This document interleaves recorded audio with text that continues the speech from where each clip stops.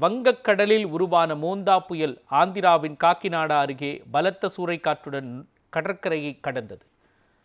வங்கக்கடலில் உருவான மோந்தா புயல் ஆந்திராவை நோக்கி நேற்று முன்தினம் இருந்து பயணித்து நேற்று இரவு கரையை கடக்க தொடங்கியது. மணிக்கு 17 கிலோமீட்டர் வேகத்தில் புயல் கரையை கடக்க தொடங்கியதில் இருந்து ஆந்திராவின் கடலோர மாவட்டங்களில் 110 கிலோமீட்டர் வேகத்தில் சூறைக்காற்று வீசியது. மேலும் அங்கு விடிய விடிய இடி மின்னலுடன் கனமழை வெளுத்து வாங்கியது.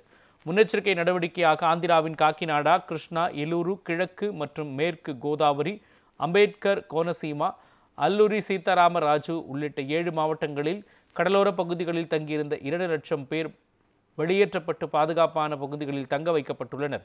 இந்த நிலையில் நள்ளிரவு சுமார் 1 மணி அளவில் காக்கிநாடாவின் தெற்கே மசூலிப்பட்டினம் மற்றும் கலிங்கப்பட்டினம் இடையே மோந்தா புயல் கரையை கடந்தது.